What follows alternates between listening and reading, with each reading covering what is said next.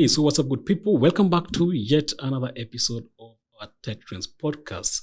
As I always say, the TechTrends Podcast is your go-to podcast for everything African innovations. And what we do here with Alan is just sit down and break some of the interesting conversations happening in the tech ecosystem in Africa, including interviews, expert opinions, of course, panel discussion with different tech leaders in Kenya. And my name is Nixon Kanali. My name is Alan. And today, Alan, we're talking about something that has been making waves in the fintech world, last week. So, of course, it was one of the biggest news that we covered, even on Tech Trends here, and it was about the Kenya credit startup Lipa Later going into administration. Of course, it's not the first startup that we are seeing going into administration, but of course, Lipa Later going into administration came as a shock to a lot of us who cover startups and a lot of actually players in the same space. And of course, it's a big deal, of course. And what I want us to do in this podcast, just break things down. What went wrong? And more importantly, what does this mean for other credit startups across Africa? Yeah. So first, let's break it down, yeah? So here's the deal. Lipa Later was also considered one of the biggest players in the buy now, pay later, space, right? Mm-hmm. And of course, as we say, it has entered administration. And if you're not familiar with what buy now, pay later means, it basically allows customers to buy products and pay them in installments, right? Mm. And of course, they use a lot of, for example, what Lipa Later will do, they'll go through M-Pesa statements and use whatever tech they decide, how much you're worth. Yeah. And actually, they should actually allow you to purchase a product using their platform, right? Mm. Of course, it made it easier for people who are actually looking to buy products to afford big ticket items or big expensive items without needing a credit card. And of course, it's only like a win-win, right? Yeah. But again, it's not always. I was never a big champion of buy now, pay later because if you've read what people like Copa are doing and the rest, you end up paying a lot more than actually the actual price. Of the product. But actually, let's just go down to what really happened to Lipa Later. What really happened? From what I've read, I think the main struggle was came when they were not able to raise the funding.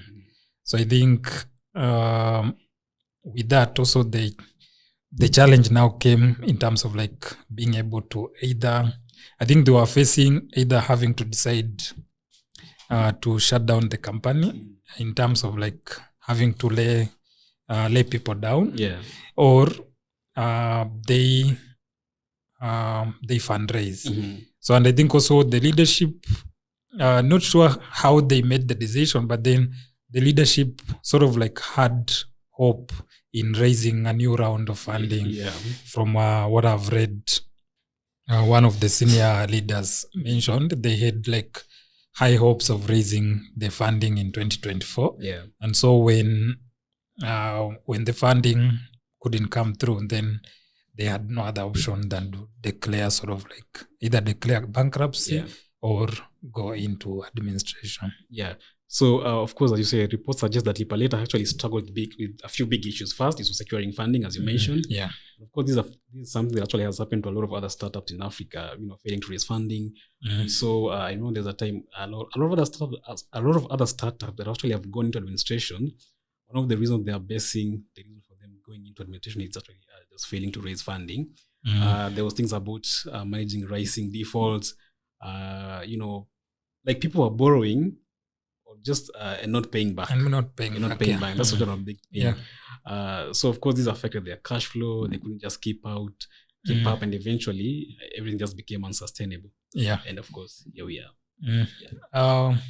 And then also I think there might be some macroeconomics effects that might have played a key role in terms of like them being able to keep up with the business, because right now the current economic conditions is not good for like, especially for many businesses. So I'm guessing now, especially with them, if like you are allowing people to buy things for home use, buy things for office use, but then the cash flow within the cash flow of the people borrowing is affected, then you are your business becomes a bit challenging. So I think what was happening, and I sort of like would fault the leadership not being able to see what was happening is the company sort of like expanded very fast and then had a cushion of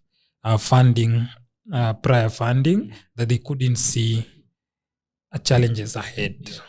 So, because if I was like part of the team, I would be very much worried in terms of like what we are seeing, the Kenyan economy, how unstable the Kenyan economy is going, and how many of the businesses are being affected. Then I would be very cautious in terms of the spending. Yeah, because you talked about expansion. I remember them buying this e-commerce platform. What is it called? Sky Garden. They bought Sky Garden. So that was very big news. I remember going to their office for that announcement. Yeah, it was also a very big deal for them. But bottom line, I think the idea of buy now, pay later is quite appealing actually, but it only works if customers can actually pay later. So let's look at the customer, who the customer for buy now, pay later is. In most of the cases, it's the bottom of the pyramid. So you are targeting people who can't afford certain. So for instance, I can't afford this. I can't afford this camera. So I come and I pay pole, right? But then majority of the customers are not the people who have the cash flow in the bank. They are the people who can't afford. So I can't afford that amount. It's not that I want to buy it and I can afford it, but I want to save. No, I can't afford that product. So which means you are targeting people with sort of like middle to lower income customers. And that's where you'll see, like, especially now, those are the most affected people within the current economic hardships. Right? So which means someone is now, okay, yes, I bought maybe, in most cases, and I think not to judge, but in most cases you'll find guys who buy the product, they have either struggles between like either paying, and on a later date, they'll have struggle between either paying or covering their bills, because the income levels are not consistent, or they are like very few steps from losing the incomes. So in most cases, maybe if I bought a TV, like I was moving around, I got a new job, then I wanted to move into a new house and they didn't have furniture and all that. Then I go to the app, I buy the nice and I refurbish my house or even office. And then later I lose the job.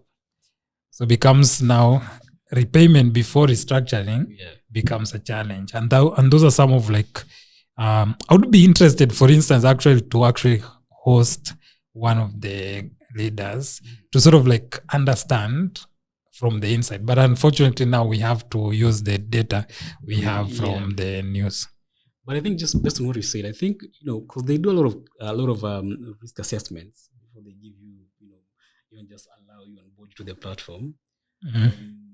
And I remember Lipa Later uses M-Pesa statements. Yeah, but you see, like now, for instance, my M-Pesa statement might have the last 6 months I'm receiving money, receiving money.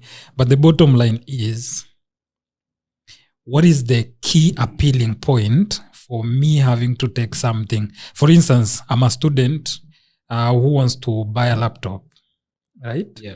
I go to Lipa Later and I buy a laptop.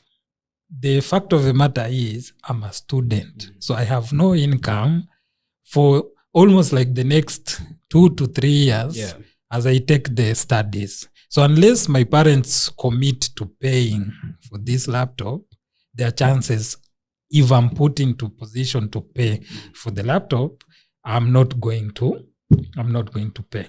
The other thing is, maybe I just finished school and I want to do some freelance work.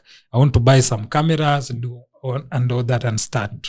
So the current situation is, yes, I really have a good plan to start, and I'm hoping maybe when I buy these equipments and I'll start off and have some clients and start paying off. the challenge is what happens in the middle, because most of the guys starting out either in their career, starting out going to school, most of the guys starting off on a new business, the chances are they are several, like they are at a risk of either not being able to pay, they are not being able to pay, or their income levels will be affected in the near future. Like I would be interested to understand, maybe even ask someone who is like a millionaire or even having a consistent income and asking them, would you buy a product on Lipa Later terms? That's a key question. Like I think apart from just even the company struggling internally, I think most of their struggles came, the current economic times have played a key role in terms of affecting the repayment. Exactly, because actually Lipa Later, or just let me just even bring it back to just a common man or a common person. They've not been affected by how the economy is just moving right now. So, and the challenges that Lipa Later is facing, they're not new to any other startup, right? Yeah, issues to do with funding, issues to do with especially in the fintech space, But maybe my thinking is maybe it's time for these startups to rethink their business models, new lending models, right? Because I think buy now pay later isn't the only way forward. So are we going to see a lot of these startups, come up with a lot of AI-driven credit scoring? There's this thing about decentralized finance, lending, or even just microfinance models that are better suited actually for African unique challenges. Because one thing I see with even microfinance, for example, you go put a what do they call it? Like what do they call when you take a loan and you have to give something? Or collateral. Yeah, like a collateral, exactly. Yeah. Maybe that's a model that would actually work. But again, we've seen companies like Mkopa, like Tala still do that, and they're still sustainable. So what is the problem? Yeah. So I think one thing I loved about for instance the model for Mkopa. Remember, like before they started doing other products, they first started with the key needs of the low income earners. So, for instance, I want electricity, right? They also started off like, for instance, like those who wanted to install solar, and it was expensive to install. So it comes with that package that allows, first of all, household payment. You have someone already who is earning small amount of money. Then you want to solve their core problem, which is like electricity bills and all that, right? So if you look at the structure of how Mkopa started off and how Lipa Later started off, the two customer demographics are different. And then also the challenge is, in most cases, most of these startups, like to be honest, I have a feeling they misused the funds, because I like personally, it's true. Personally, I fail to understand how you get to use $12 million in 1 year when we have a certain small business somewhere, SME somewhere, which has survived for more than 10 years without ever raising $1 million. Right? So in that case, like you see, in most of these cases, most of these startups will go raise money outside and then come use the model in the US to first expand and all that. They want to like move in almost every country, every market in a very short amount of time, thinking that's how you scale a business. But you see now, like in most cases, businesses, just like a child, the way they grow, businesses take time to grow. And personally, it's something I didn't like. For instance, I'm considering myself like I run a business. I'm considering if someone gave me $20 $12 million when I was starting out. And remember that time I had almost like zero experience in most of what I was doing. So I was trying out everything.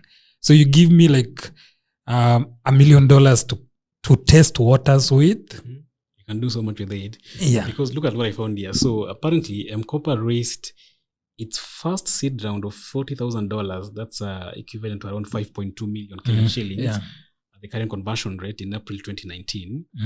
Then before bagging yet another seed funding of $12 million, that's 1.6 billion Kenyan shillings in January 2022, and at $3.4 million dollars, that is around 440.1 million Kenyan shillings, conventional debt in September 2023. That's a lot of money. Oh, yeah. Actually, you said M-Kopa or This is Lipa Later. Yeah. Lipa Later, okay. Yeah, so if you look at that trajectory, these guys had appetite for seed funding, and I think it's high time that we try to, like you mentioned, startups. It doesn't matter how big your solutions is, you have to first test out different solutions before expansion. So the challenge with most of these startups, especially the fintech, you'll find they want to expand from day one. Yeah.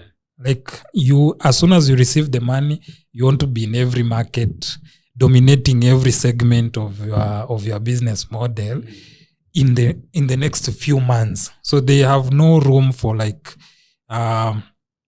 understanding that, like, for instance, in Africa, customers take time to trust brands.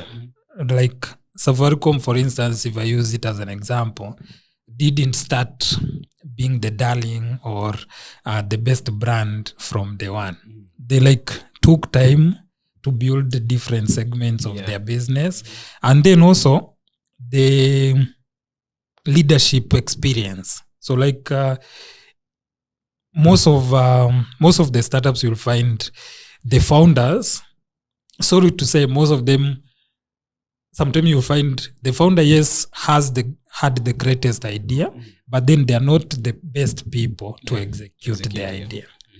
So when you have now that founder leading like a massive team from day one, they become overwhelmed.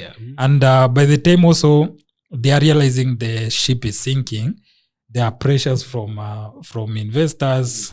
And then these guys also, they were dealing with like lots of debt. So creditors are knocking, right? So before you can be able to solve different solutions, different problems, then already you are leading you're leading a company that is way above your capability.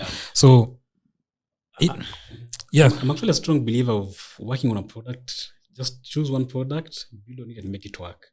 I think it's one thing that a lot of these startups fail to do. So as you say, some start a nice product, then in a year they want to diversify into something totally different. Just build on something and make it work. For instance, like I see like how a credit company would want to go into e-commerce, but for Lipa Later, this was totally like honestly misled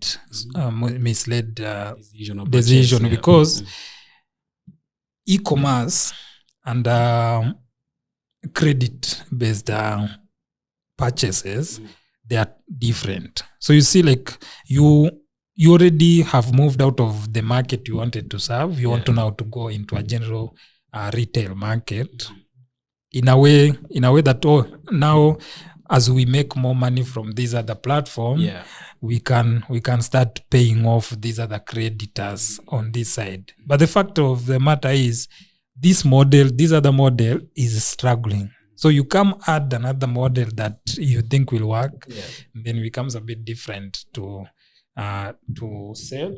And exactly, because the idea of purchasing Sky Garden, it didn't make sense to me. I remember going for that a press conference at the offices. And of course, we had so many questions because apparently, the acquisition was around 50 million.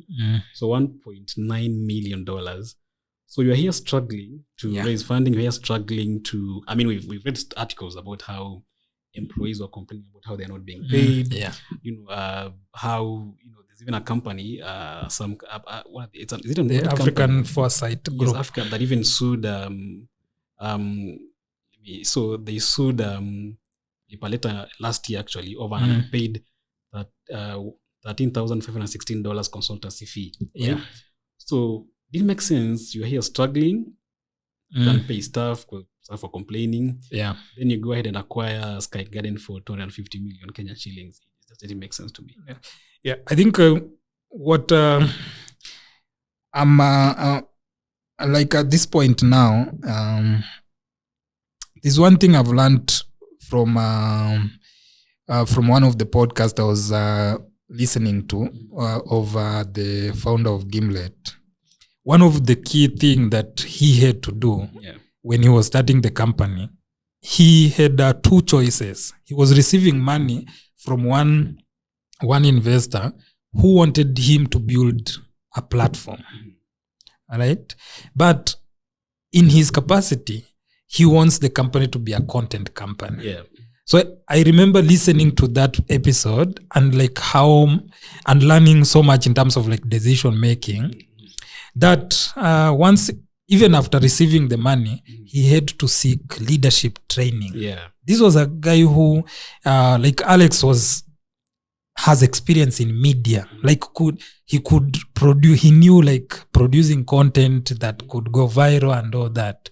But he had to take time after seeking several like consultations. He had to accept to go for leadership training. Like leadership coaching. And that's one thing that most of, especially even small businesses and startups miss. Like most of us, because I would say like most of the startups you'll see, they're being started by like young people with, I would say not much executive leadership. Yeah. So most of the problems like Lipa Later is facing, I feel it's related to the leadership decision, not being able to be strategic, one. Then two, either the executive team or the managerial team don't have enough experience to lead a company of such a size.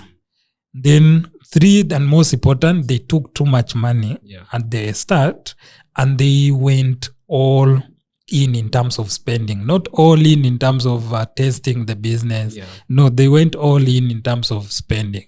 I wouldn't be surprised, for instance, some of the executives are paying themselves so much money, living lavish. And then you find also hiring, you want to like compete with another startup. So you start poaching some of the highest paid executives and all that. So by the time you are realizing the bottom line is not adding up. Because trust me, one of the most interesting things I've seen in this startup market, having been covering startups for years now, it's how you'll see, for example, a startup like Lipa Later will go under into administration. Then you wake up the next day, the founder has opened another startup. I've seen a lot of that happening, and they keep raising more money. Yeah, and I keep asking a question like, I mean, by the time you go under as a startup, there's that loss of investor confidence. But again, that's a story for another day. But what we know so far is like Lipa Later has gone under administration, and what this means is the company has lost control of its operations, and of course have placed themselves under the financial management of the administrators. So it also means that all transactions are now under the control of all transactions under the control of the directors have ceased, meaning the company officers cannot make any further independent financial decisions. So then, of course, claims against debts and by creditors should be lodged before April 23rd, 2025. What options are we looking at here? It's either they get a buyer, which of course will be very hard. Yeah. Do you see that happening?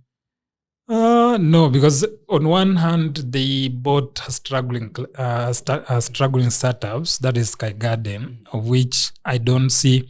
So there are two options now. The administrator has to restructure the company in terms of like, first of all, like very strict financial restructuring. Then two, they have to separate these two companies. Like it's going to be hard for the administrator to handle this. One, either restructure both companies.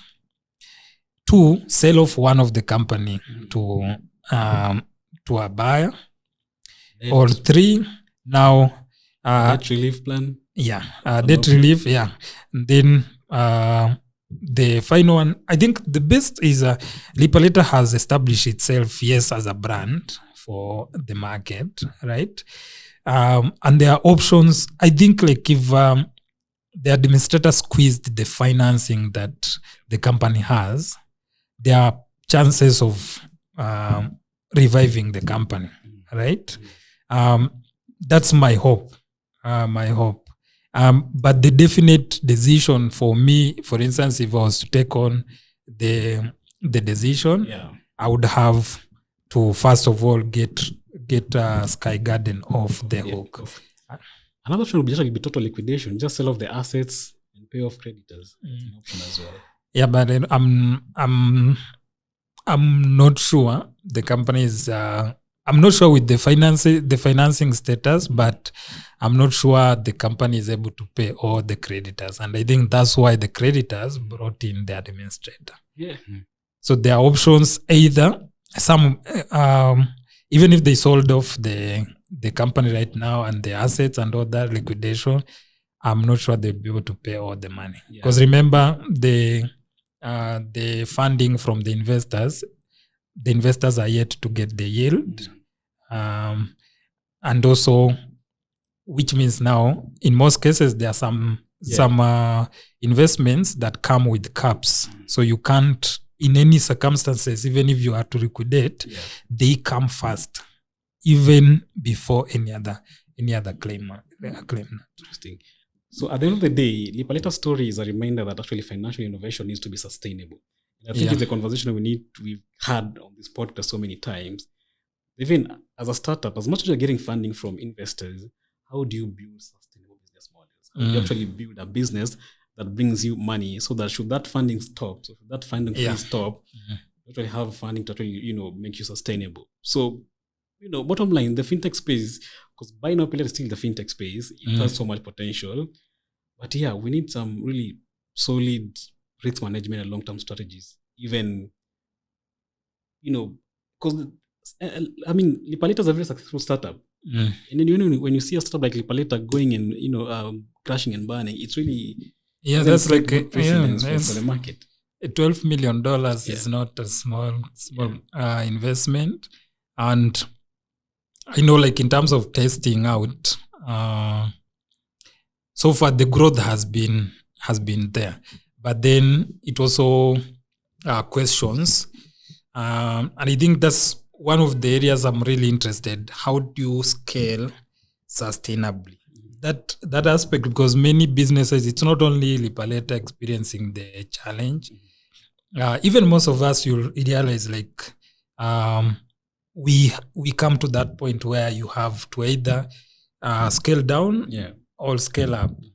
And in most cases, most of the startups are not able to scale up because they started off on a high note, but then the next level of growth doesn't depend on financing. It depends on the sustainability of the business. So I think there must be now, instead of even to the investors, instead of now funding startups are based on, this is a good idea, we fund them in milestones. And I've seen like most of the investors, especially African investors, now are doing that, where money doesn't come right away. You have to hit certain milestones for you to be able to unlock the next funding. If you don't hit, then there is a discussion to scale down and test more ideas before more funding comes in. Because as an investor, I think I'll be very nervous, watching this happen.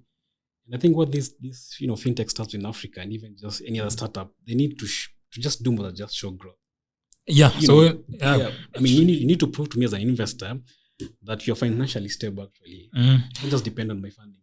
So I think like, because if we want to, most of these ideas that we test, like most you'll find like most of the ideas are not yet tested in the market. But then the investor model for the African market, I don't think is the same with the US.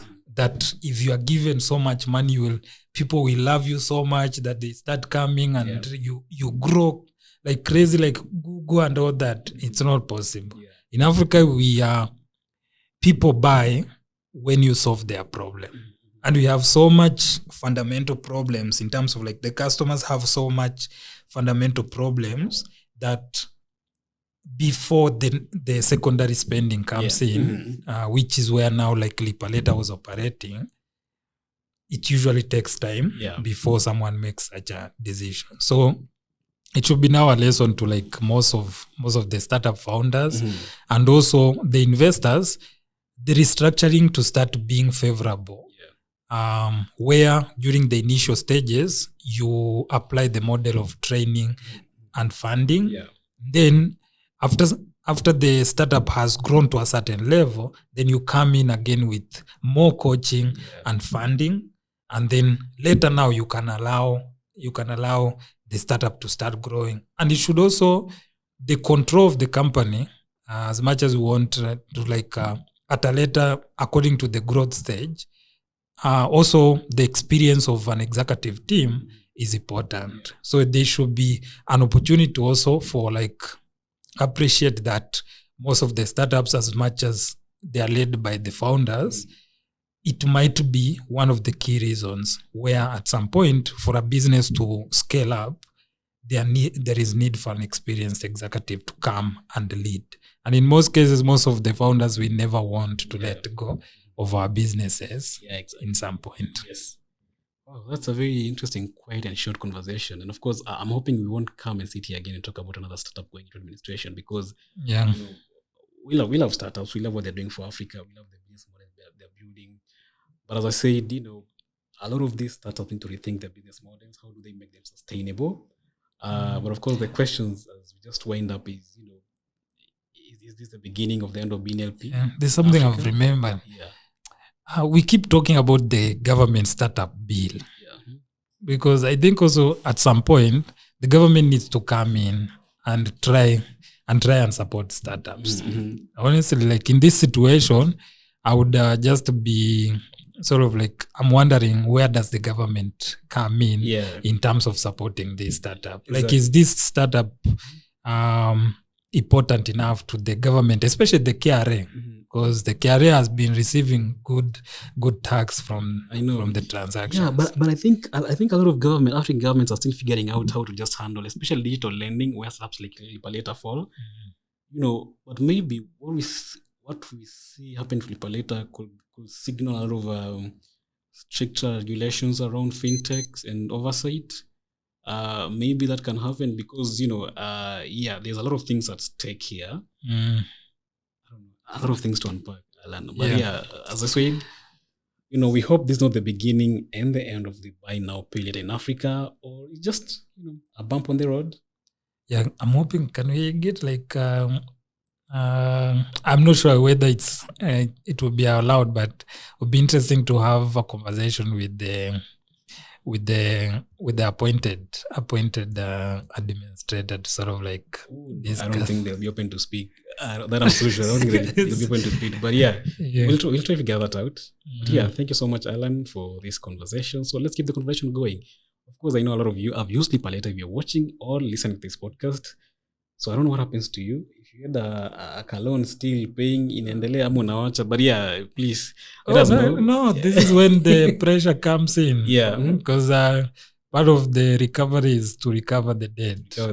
So anyway, let's see what happens. And of course, let's hope this will be the last startup we are seeing in Africa or in Kenya going into administration. But of course, based on the economic state of this country, we won't be surprised to see a lot of other startups doing the same. So I think that's it for this short episode of the TechTrends Podcast. My name is Nixon Kanari. My name is Alan. Of course, this podcast is available on YouTube, Spotify, Apple Podcasts, and all the major streaming platforms you may be using to stream your favorite podcast. Thank you so much for listening and watching. We'll see you in the next episode.